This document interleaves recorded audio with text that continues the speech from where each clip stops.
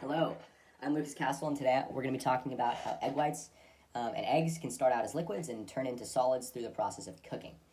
So this process has always seemed kind of unintuitive to me due to the fact that as most things get hotter, they tend to melt. But to understand how this process works, we first need to understand kind of what the chemical properties of an uncooked egg are. So what eggs are essentially a large interweaving network of water, proteins, and fat. And in the raw form, we'll start with egg whites. Egg whites are liquid because their proteins have negative charges which repel each other. And as we know, when there's more repulsion, there is less of an ability to form any sort of compact structure that can lead to solidification. As we know, we need that kind of crystalline structure and that tight, dense packed of molecules to form a crystalline structure and become a solid. But as I also mentioned a second ago, eggs are composed of a whole lot of water. So we have these proteins and we have this water. What happens if we heat all of this up together? Well, when we heat up the egg whites, it leads to a lot of interactions between the water molecules and the proteins of the egg whites, mainly the protein albumin. So these collisions between the egg whites and the water molecules causes the proteins in the egg whites to denature or unfold. And these denatured proteins can actually form new bonds. These new bonds are what take the form of that white, almost rubbery solid that we're accustomed to when we cook egg whites. Another result of these new bonds being formed is also the creation of this kind of interconnected web of bonds. And what's cool about this is this kind of interweaving network of bonds between the denatured proteins can actually trap in water molecules, and this is what makes it so we have these nice fluffy kind of nice moist egg whites. So despite this, if the egg is overcooked, the water molecules can still evaporate out of the web of bonds, resulting in the egg whites being really, really dry, and that's when we don't have tasty eggs. So the yolk of the egg actually has slightly different properties than the egg whites themselves. They're less liquid in their raw form because they have these long chains of nonpolar fat molecules that make the negative charges on the proteins a little bit less substantial. So this kind of results in less repulsion between the molecules within the yolk, leading to a more solid structure in its raw form. These fat molecules also prevent the proteins from denaturing as quickly, which in turn increases the amount of heat required for proteins to denature, and therefore the yolk to acquire the same level of solidification that the egg whites are able to. So to kind of synthesize what I'm saying there is it takes more heat to solidify the yolk because of the fat content within the yolk itself. So this is why, if you have ever cooked egg whites, alone without the yolk, it may have taken less time than when the yolk was present. So one benefit that the abundance of fat molecules in the yolk actually brings, however, is that they help the web of proteins, that inner working network I was talking about in the egg whites. They help that inner working network to hold in more water.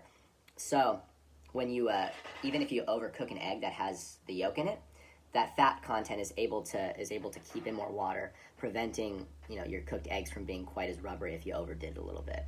So that's why if you're not necessarily the best at cooking eggs, or you don't exactly know the right heat or time to cook them, keep the yolk in if you want to be having a tasty breakfast. And we're going to be getting into the process of how to do that right now. All right, so here we are in the kitchen. This is where we first start. When I make my eggs, I generally like to make them a bit healthier. So as I was saying, the egg yolk has a lot of fat molecules in it. So if you're trying to be on a diet or you're trying to reduce your cholesterol or any of those things, you generally want to use less of the full yolk eggs and add some egg whites to it. So that's what I do. I usually get 1 to 2 eggs, and I substitute the rest with egg whites. So as I mentioned earlier, you got to be really careful if you use more egg whites because you don't have that yolk and the fat in there making it so you're keeping in more water. So you got to be really careful how you cook it, or else, as I said, that water's gonna leave that network of bonds between the proteins, and you're gonna get really, really dry egg whites. So what I do is first you get your egg, you crack it in a mixing bowl, so, and then I usually get my liquid egg whites. I shake it up a little bit. Sometimes they can get kind of weird. And you can add as much as you want. If you want to be precise, you can get a tablespoon. 1 serving is 3 tablespoons, but I usually just pour in as much as I'm feeling. If I'm hungry, I'll do more. So then, a lot of people use a whisk. I generally just use a fork. Doesn't really matter, but you do want to beat it pretty nicely. So you want to get basically what you're looking for here, and I'm going to show you, is you want to get all of the yolk incorporated with all of the egg white. you don't want there just to be random pieces of yolk floating around in the solution. You want it to be all kind of a nice homogeneous mixture. And what we're doing when we're doing this is we're evenly distributing the number of fat molecules from the yolk into that egg white solution. So that means we're not going to have some bits and pieces of our cooked eggs that are way more cooked than others. We're going to make it so we've got a nice, clean, kind of homogeneous set of cooked eggs when we're done. And I'll show you what it looks like. This is what it looks like when we're all done. This is what your solution wants to look like if you're going to do my method with more egg whites and less egg yolk. Okay, so now it's time to cook the eggs. First thing is first, you'll always want to use some pan.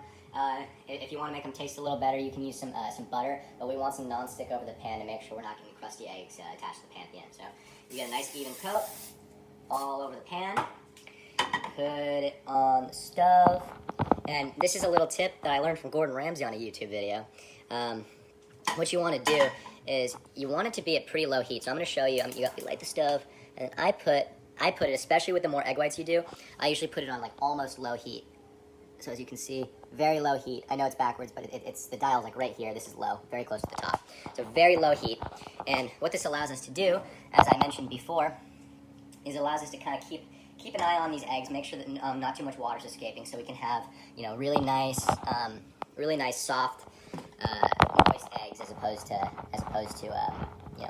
really hard and rubbery ones. So then once the pan's heated a little bit, we dump our egg solution into it. And here we wait for a second. Now some people like to stir the whole time. You don't have to do that. You can wait until you start seeing some white being formed. That's how we know that the proteins are denaturing and these new bonds are being formed. As I mentioned, once you start seeing that white solid being formed, you know that the chemistry is going down. So right now, we just wait. I'll show you if you need to. If it's really not going at all, you don't see any egg whites being formed, you can turn up the heat just a little bit. That's what I just did, because as you can see, there's really nothing being done. What I've noticed is I always tend to see the egg whites forming first on the edges, right? And then it starts forming into the middle. Usually what I do, and I'll come back to it when it starts happening, I always start folding the eggs in on itself once I see the egg whites being forming on the sides here. So as we can see here, the egg, as you can see, it's kind of hard to see with the color, but you can see that there's some solidification happening kind of on the edges here. So this is when you want to start folding it in on each other, and you can see all that great solid egg white being formed here. At this point, I just kind of keep mixing and mixing, kind of keep folding it in on itself.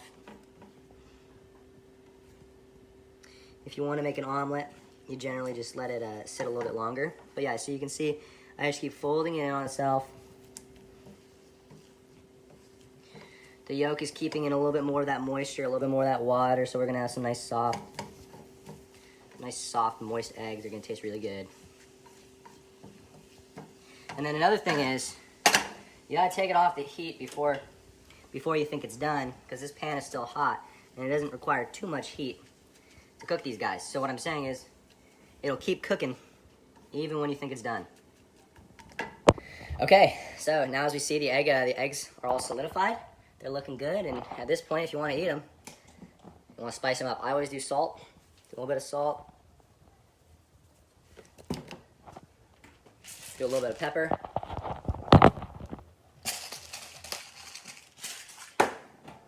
I like a little bit of garlic powder.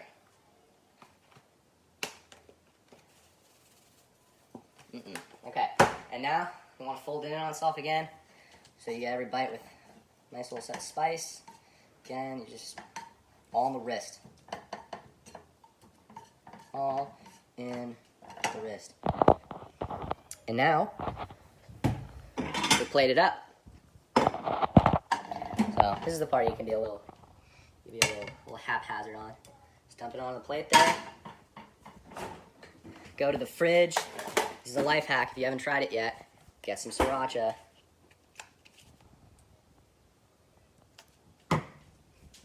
And now, the best part, we get to take a bite. So here we go.